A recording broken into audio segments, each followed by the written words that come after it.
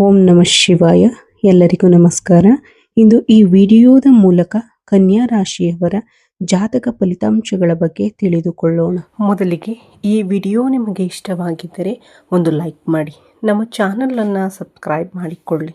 ಈ ರಾಶಿಯವರು ಆಗಸ್ಟ್ 25 ಮಂಗಳವಾರದ ದಿನ ನಿಮಗೆ ಕೆಲವು ಅನಿರೀಕ್ಷಿತ ಘಟನೆಗಳು ಮತ್ತು ಮನಸ್ಸಿನಲ್ಲಿ ಸಾಕಷ್ಟು ಯೋಚನೆಗಳನ್ನು ತರಬಹುದಾದ ದಿನವಾಗಿರಬಹುದು.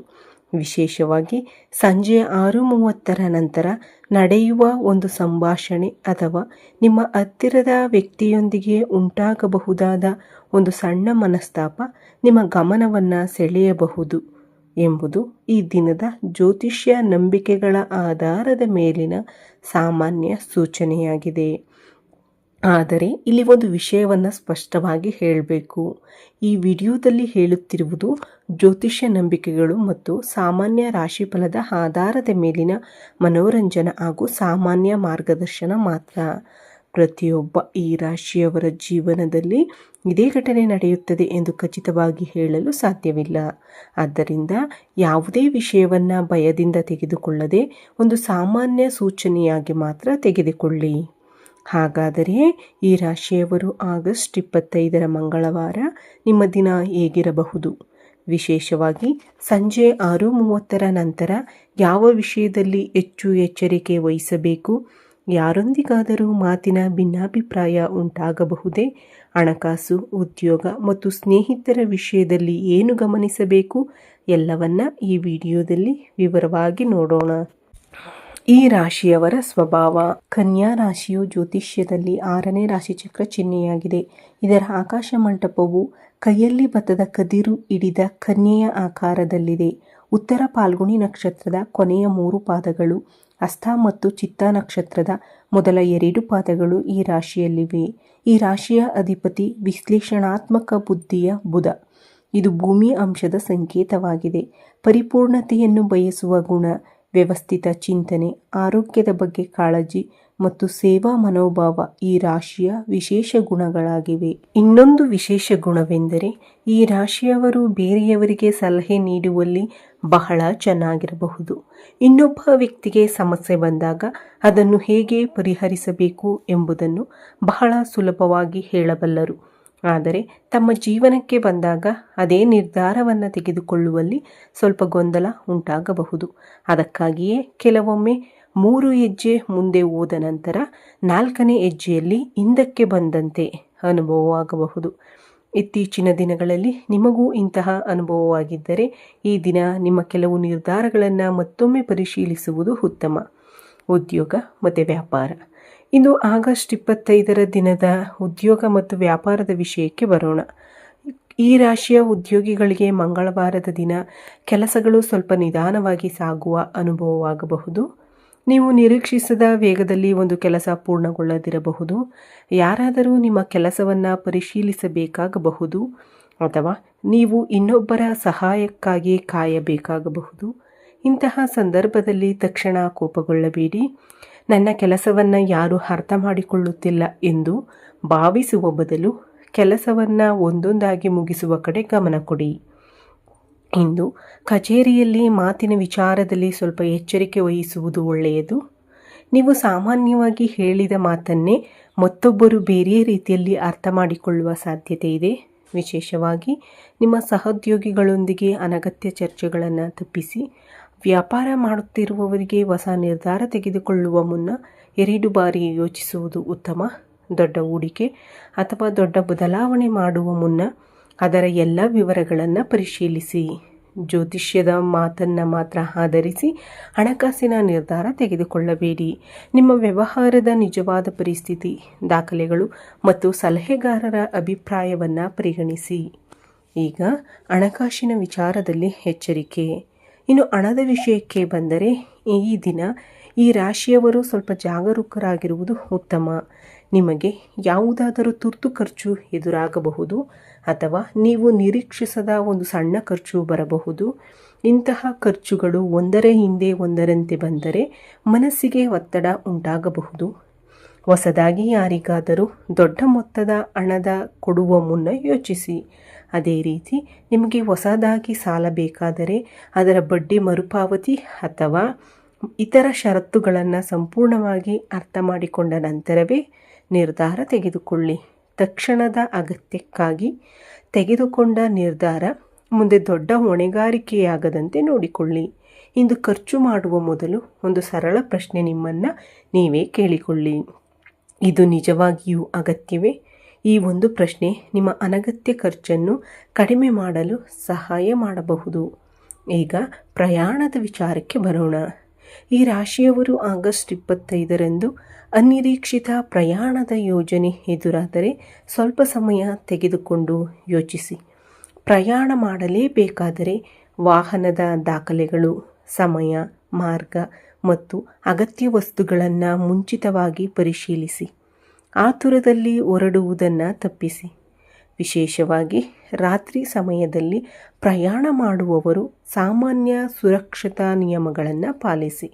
ಇದು ಜ್ಯೋತಿಷ್ಯಕ್ಕಿಂತಲೂ ಮುಖ್ಯವಾದ ವಿಷಯ. ನಿಮ್ಮ ಸುರಕ್ಷತೆ ಯಾವಾಗಲೂ ಮೊದಲ ಆದ್ಯತೆ. ಸಂಜೆ 6:30 ನಂತರದ ಒಂದು ಪ್ರಮುಖ ಸಮಯ. ಈಗ ಈ ವಿಡಿಯೋದಲ್ಲಿ ಬಹಳ ಜನ ಕಾಯುತ್ತಿರುವ ವಿಷಯಕ್ಕೆ ಬರೋಣ. ಸಂಜೆ 6:30 ನಂತರ ಏನಾಗಬಹುದು? ಜ್ಯೋತಿಷ್ಯ ನಂಬಿಕೆಗಳ ಪ್ರಕಾರ ಈ ಸಮಯವನ್ನು ಈ ರಾಶಿಯವರು ಮಾತಿನ ವಿಚಾರದಲ್ಲಿ ಸ್ವಲ್ಪ ಜಾಗರೂಕರಾಗಿರಬೇಕಾದ ಸಮಯವಾಗಿ ತೆಗೆದುಕೊಳ್ಳಬಹುದು. ಇದು ದೊಡ್ಡ ಅಪಾಯ ನಡೆಯುತ್ತದೆ ಎಂದಲ್ಲ, ಬದಲಾಗಿ ನಿಮಗೆ ಬಹಳ ಹತ್ತಿರವಿರುವ ವ್ಯಕ್ತಿಯೊಂದಿಗೆ ಒಂದು ಸಣ್ಣ ವಿಚಾರದ ಬಗ್ಗೆ ಅಭಿಪ್ರಾಯ ಭಿನ್ನತೆ ಉಂಟಾಗಬಹುದು. ಆ ವ್ಯಕ್ತಿ ನಿಮ್ಮ ಸ್ನೇಹಿತರಾಗಿರಬಹುದು, ಬಂಧುವಾಗಿರಬಹುದು, ಅಥವಾ ಬಹಳ ವರ್ಷಗಳಿಂದ ನಿಮಗೆ ಪರಿಚಯವಿರುವ ವ್ಯಕ್ತಿಯಾಗಿರಬಹುದು. ನಿಮ್ಮ ಬಗ್ಗೆ ಸಾಕಷ್ಟು ವಿಷಯಗಳನ್ನು ತಿಳಿದಿರುವ ವ್ಯಕ್ತಿಯಾಗಿರಬಹುದು. ಇಂತಹ ವ್ಯಕ್ತಿಯೊಂದಿಗೆ ಸಾಮಾನ್ಯವಾಗಿ ನೀವು ಮುಕ್ತವಾಗಿ ಮಾತನಾಡುತ್ತೀರಿ. ಆದರೆ ಒಂದು ಸಣ್ಣ ವಿಷಯ, ಒಂದು ತಪ್ಪು ಅರ್ಥ ಅಥವಾ ನೀವು ಹೇಳಿದ ಒಂದು ಮಾತು, ಇವೆಲ್ಲವೂ ಸೇರಿ ಸ್ವಲ್ಪ ಗಂಭೀರವಾದ ಚರ್ಚೆಗೆ ಕಾರಣವಾಗಬಹುದು. ಒಂದು ಸಣ್ಣ ಮಾತು ದೊಡ್ಡದಾಗದಂತೆ ನೋಡಿಕೊಳ್ಳಿ. ಉದಾಹರಣೆಗೆ, ನೀವು ಯಾವುದೋ ವಿಷಯವನ್ನು ಸಾಮಾನ್ಯವಾಗಿ ಹೇಳಿರಬಹುದು, ಆದರೆ ಎದುರಿನ ವ್ಯಕ್ತಿ ಅದನ್ನು ಬೇರೆ ರೀತಿಯಲ್ಲಿ ಅರ್ಥ ಮಾಡಿಕೊಳ್ಳಬಹುದು. ನೀನು ನನ್ನ ಬಗ್ಗೆ ಇನ್ನೊಬ್ಬರ ಬಳಿ ಹೀಗೆ ಹೇಳಿದೀಯಂತೆ, ಅಥವಾ ನೀನು ಈ ವಿಷಯವನ್ನು ನನ್ನಿಂದ ಯಾಕೆ ಮುಚ್ಚಿಟ್ಟೆ ಎಂಬ ರೀತಿಯ ಪ್ರಶ್ನೆಗಳು ಬರಬಹುದು. ಆಗ ನೀವು ತಕ್ಷಣ ಕೋಪದಿಂದ ಉತ್ತರಿಸಿದರೆ ವಿಷಯ ಇನ್ನಷ್ಟು ದೊಡ್ಡದಾಗಬಹುದು. ಆದ್ದರಿಂದ ಒಂದು ವಿಷಯ ನೆನಪಿಟ್ಟುಕೊಳ್ಳಿ: ಮಾತಿಗೆ ಮಾತು ಸೇರಿದರೆ ಸಮಸ್ಯೆ ದೊಡ್ಡದಾಗುತ್ತದೆ. ಮಾತಿಗೆ ಮೌನ ಸೇರಿದರೆ ಸಮಸ್ಯೆ ಚಿಕ್ಕದಾಗಬಹುದು. ಆ ಕ್ಷಣದಲ್ಲಿ ಸ್ವಲ್ಪ ಸಮಯ ಮೌನವಾಗಿರಿ. ಎದುರಿನ ವ್ಯಕ್ತಿ ಹೇಳುವುದನ್ನು ಸಂಪೂರ್ಣವಾಗಿ ಕೇಳಿ. ನಂತರ ನಿಮ್ಮ ಮಾತನ್ನು ಶಾಂತವಾಗಿ ಹೇಳಿ. ನೀವು ಮಾಡದ ಕೆಲಸದ ಆರೋಪ ಬಂದರೂ ಕೂಡ ತಕ್ಷಣ ಕೂಗಾಡುವ ಬದಲು ನನ್ನ ಮಾತನ್ನು ಒಮ್ಮೆ ಕೇಳಿ, ನಂತರ ನೀವು ನಿರ್ಧಾರ ತೆಗೆದುಕೊಳ್ಳಿ ಎಂದು ಹೇಳುವುದು ಉತ್ತಮ. ಈಗ ನಿಮಗೆ ತುಂಬ ಹತ್ತಿರವಾದ ವ್ಯಕ್ತಿಯ ವಿಷಯದ ಬಗ್ಗೆ ತಿಳಿಯೋಣ. ಈ ದಿನದ ಪ್ರಮುಖ ಸೂಚನೆ ಏನೆಂದರೆ, ಕೆಲವೊಮ್ಮೆ ನಾವು ಹೆಚ್ಚು ನಂಬುವ ವ್ಯಕ್ತಿಯಿಂದಲೇ ಒಂದು ಮಾತು ಕೇಳಿದಾಗ ಅದು ನಮಗೆ ಹೆಚ್ಚು ನೋವು ಕೊಡುತ್ತದೆ. ಹೊರಗಿನ ವ್ಯಕ್ತಿ ಏನಾದರೂ ಹೇಳಿದರೆ ನಾವು ಅಷ್ಟು ಗಮನ ಕೊಡುವುದಿಲ್ಲ. ಆದರೆ ವರ್ಷಗಳಿಂದ ನಮ್ಮ ಜೊತೆಯಲ್ಲಿರುವ ವ್ಯಕ್ತಿ ಒಂದು ಕಠಿಣ ಮಾತು ಹೇಳಿದರೆ ಅದು ಮನಸ್ಸಿನಲ್ಲಿ ಉಳಿದು ಬಿಡುತ್ತದೆ. ಈ ರಾಶಿಯವರು ಸಾಮಾನ್ಯವಾಗಿ ಮನಸ್ಸಿನಲ್ಲಿ ವಿಷಯಗಳನ್ನು ಇಟ್ಟುಕೊಂಡು ಬಹಳ ಸಮಯ ಯೋಚಿಸುವ ಸ್ವಭಾವ ಹೊಂದಿರಬಹುದು. ಆದ್ದರಿಂದ ಇಂದು ಯಾರಾದರೂ ಮಾತಿನಿಂದ ನೋವಾದರೆ ಅದನ್ನು ತಕ್ಷಣ ದೊಡ್ಡ ನಿರ್ಧಾರಕ್ಕೆ ತರುವ ಅಗತ್ಯವಿಲ್ಲ. ಆ ವ್ಯಕ್ತಿಯೊಂದಿಗೆ ಸಂಬಂಧವನ್ನು ಸಂಪೂರ್ಣವಾಗಿ ಮುರಿದುಕೊಳ್ಳುವ ನಿರ್ಧಾರವನ್ನು ಕೋಪದ ಸಮಯದಲ್ಲಿ ತೆಗೆದುಕೊಳ್ಳಬೇಡಿ. ಮೊದಲು ಪರಿಸ್ಥಿತಿ ಶಾಂತವಾಗಲಿ, ನಂತರ ಅವರ ಜೊತೆ ಮಾತನಾಡಿ. ವೈಯಕ್ತಿಕ ವಿಷಯಗಳ ಬಗ್ಗೆ ಸ್ವಲ್ಪ ಎಚ್ಚರ ವಹಿಸಿ. ನಿಮ್ಮ ಜೀವನದ ವೈಯಕ್ತಿಕ ವಿಷಯಗಳನ್ನು ಯಾರೊಂದಿಗೆ ಹಂಚಿಕೊಳ್ಳುತ್ತೀರಿ ಎಂಬುದರಲ್ಲಿಯೂ ಸ್ವಲ್ಪ ವಿವೇಕ ಇರಲಿ. ನಿಮ್ಮ ಎಲ್ಲ ರಹಸ್ಯಗಳನ್ನು ಎಲ್ಲರಿಗೆ ಹೇಳುವ ಅಗತ್ಯವಿಲ್ಲ. ಇದು ಯಾರನ್ನು ಅನುಮಾನಿಸಬೇಕು ಎಂಬ ಅರ್ಥವಲ್ಲ, ಬದಲಾಗಿ ವೈಯಕ್ತಿಕ ಮಾಹಿತಿಯನ್ನು ಹಂಚಿಕೊಳ್ಳುವಾಗ ಸಾಮಾನ್ಯವಾಗಿ ಜಾಗರೂಕತೆ ಇರಲಿ ಅಷ್ಟೆ. ವಿಶೇಷವಾಗಿ ಹಣಕಾಸು, ಕುಟುಂಬದ ಒಳಗಿನ ವಿಷಯಗಳು ಅಥವಾ ವೈಯಕ್ತಿಕ ಸಮಸ್ಯೆಗಳ ಬಗ್ಗೆ ಅನಗತ್ಯವಾಗಿ ಎಲ್ಲರ ಬಳಿ ಚರ್ಚಿಸಬೇಡಿ. ಈಗ ಕುಟುಂಬದ ವಿಷಯಕ್ಕೆ ಬರೋಣ. ಕುಟುಂಬದ ವಿಚಾರದಲ್ಲೂ ಕೂಡ ಇಂದು ನಿಮ್ಮ ಮಾತಿನ ಶೈಲಿ ಬಹಳ ಮುಖ್ಯ. ಮನೆಯಲ್ಲಿರುವ ಯಾರಾದರೂ ನಿಮ್ಮ ನಿರ್ಧಾರವನ್ನು ಪ್ರಶ್ನಿಸಿದರೆ ಅದನ್ನು ನಿಮ್ಮ ವಿರುದ್ಧದ ದಾಳಿ ಎಂದು ಭಾವಿಸಬೇಡಿ. ಅವರು ತಮ್ಮ ದೃಷ್ಟಿಕೋನದಿಂದ ಮಾತನಾಡುತ್ತಿರಬಹುದು. ವಿಶೇಷವಾಗಿ ಪತಿ ಪತ್ನಿ, ಸಹೋದರ ಸಹೋದರಿ ಅಥವಾ ಆಪ್ತ ಸ್ನೇಹಿತರ ನಡುವೆ ಸಣ್ಣ ವಿಚಾರ ದೊಡ್ಡದಾಗದಂತೆ ನೋಡಿಕೊಳ್ಳಿ. ನಿಮಗೆ ಸರಿ ಎನಿಸುವುದೇ ಇನ್ನೊಬ್ಬರಿಗೂ ಸರಿ ಎನಿಸಬೇಕು ಎನ್ನುವ ನಿಯಮವಿಲ್ಲ. ಒಬ್ಬರನ್ನೊಬ್ಬರು ಅರ್ಥ ಮಾಡಿಕೊಳ್ಳುವ ಪ್ರಯತ್ನ ಮಾಡಿದರೆ ಸಂಬಂಧಗಳು ಉಳಿಯುತ್ತವೆ. ಮನಸ್ಸಿನ ನೆಮ್ಮದಿ ಬಗ್ಗೆ ಮಾತನಾಡೋಣ ಸ್ನೇಹಿತರೆ. ಇಂದು ಮನಸ್ಸಿನಲ್ಲಿ ತುಂಬ ಯೋಚನೆಗಳು ಬರುತ್ತಿದ್ದರೆ ಸ್ವಲ್ಪ ಸಮಯ ಮೊಬೈಲ್ನಿಂದ ದೂರವಿರಿ. ಶಾಂತವಾದ ಸ್ಥಳದಲ್ಲಿ ಕುಳಿತು ಕೆಲವು ನಿಮಿಷಗಳ ಕಾಲ ನಿಧಾನವಾಗಿ ಉಸಿರಾಟ ಮಾಡಿ. ನಿಮಗೆ ಆಧ್ಯಾತ್ಮಿಕತೆ ಬಗ್ಗೆ ನಂಬಿಕೆ ಇದ್ದರೆ ನಿಮ್ಮ ಇಷ್ಟ ದೇವರನ್ನು ಸ್ಮರಿಸಿ. ಓಂ ನಮಃ ಶಿವಾಯ ಅಥವಾ ನಿಮ್ಮ ನಂಬಿಕೆಯ ಮಂತ್ರವನ್ನು ಜಪಿಸಬಹುದು. ಇದರ ಉದ್ದೇಶ ಭವಿಷ್ಯವನ್ನು ಬದಲಾಯಿಸುವ ಖಚಿತ ವಿಧಾನವೆಂದು ಹೇಳುವುದು ಅಲ್ಲ, ಬದಲಾಗಿ ಮನಸ್ಸನ್ನು ಶಾಂತಗೊಳಿಸಿ ಆತುರದ ಪ್ರಕ್ರಿಯೆಗಳನ್ನು ಕಡಿಮೆ ಮಾಡಿಕೊಳ್ಳುವುದು. ಈ ದಿನದ ಮುಖ್ಯ ಸಂದೇಶ: ಆಗಸ್ಟ್ 25 ಮಂಗಳವಾರ ನಿಮ್ಮ ಪಾಲಿಗೆ ಒಂದು ವಿಷಯ ಬಹಳ ಮುಖ್ಯ. ಯಾರು ಏನೇ ಹೇಳಿದರೂ ತಕ್ಷಣ ಪ್ರತಿಕ್ರಿಯಿಸಬೇಡಿ. ವಿಶೇಷವಾಗಿ ಸಂಜೆ 6:30 ನಂತರ ಯಾವುದಾದರೂ ಮಾತುಕತೆ ಗಂಭೀರವಾಗುತ್ತಿದ್ದರೆ ಒಂದು ಹೆಜ್ಜೆ ಹಿಂದೆ ಸರಿಯಿರಿ. ನೀರನ್ನು ಕುಡಿಯಿರಿ. ಸ್ವಲ್ಪ ಸಮಯ ತೆಗೆದುಕೊಳ್ಳಿ. ನಂತರ ಅವರೊಂದಿಗೆ ಮಾತನಾಡಿ. ಏಕೆಂದರೆ ಕೆಲವೊಮ್ಮೆ ಒಂದು ನಿಮಿಷದ ಕೋಪದಿಂದ ಹಲವು ವರ್ಷಗಳ ಸಂಬಂಧಕ್ಕೆ ನೋವು ಉಂಟಾಗಬಹುದು. ಅದೇ ರೀತಿ ಒಂದು ನಿಮಿಷದ ತಾಳ್ಮೆಯಿಂದ ದೊಡ್ಡ ಸಮಸ್ಯೆಯನ್ನೇ ತಪ್ಪಿಸಬಹುದು. ಇದಕ್ಕೆ ಸರಳ ಪರಿಹಾರಗಳು: ನಿಮ್ಮ ಆಧ್ಯಾತ್ಮಿಕ ಆಚರಣೆಗಳಲ್ಲಿ ನಂಬಿಕೆ ಇದ್ದರೆ ಮಂಗಳವಾರ ಸಂಜೆ ಮನೆಯಲ್ಲಿ ಒಂದು ದೀಪವನ್ನು ಬೆಳಗಿಸಿ ನಿಮ್ಮ ಇಷ್ಟದೇವರ ನಾಮಸ್ಮರಣೆ ಮಾಡಿ. ಶಾಂತವಾಗಿ ಕುಳಿತು ನಿಮ್ಮ ಮನಸ್ಸಿನಲ್ಲಿರುವ ಗೊಂದಲಗಳನ್ನು ಕಡಿಮೆ ಮಾಡಿಕೊಳ್ಳಲು ದೇವರಲ್ಲಿ ಪ್ರಾರ್ಥಿಸಿ. ಸಾಧ್ಯವಾದರೆ ಅಗತ್ಯವಿರುವ ವ್ಯಕ್ತಿಗೆ ಆಹಾರ ಅಥವಾ ನಿಮ್ಮಿಂದಾಗುವ ಸಹಾಯವನ್ನು ಮಾಡಿ. ಇಂದು ಯಾವುದೇ ಸಮಸ್ಯೆ ಖಚಿತವಾಗಿ ಪರಿಹಾರವಾಗುತ್ತದೆ ಎಂಬ ಭರವಸೆ ಅಲ್ಲ, ಆದರೆ ಒಳ್ಳೆಯ ಕಾರ್ಯ ಮತ್ತು ಶಾಂತ ಮನಸ್ಸು ನಿಮ್ಮ ದಿನವನ್ನು ಉತ್ತಮವಾಗಿ ಎದುರಿಸಲು ಸಹಾಯ ಮಾಡಬಹುದು. ಹಾಗಾದರೆ ಆಗಸ್ಟ್ 25 ಮಂಗಳವಾರ ನಿಮ್ಮ ಜೀವನದಲ್ಲಿ ಏನಾಗುತ್ತದೆ ಎಂಬುದನ್ನು ಯಾರೂ 100% ಖಚಿತವಾಗಿ ಹೇಳಲು ಸಾಧ್ಯವಿಲ್ಲ.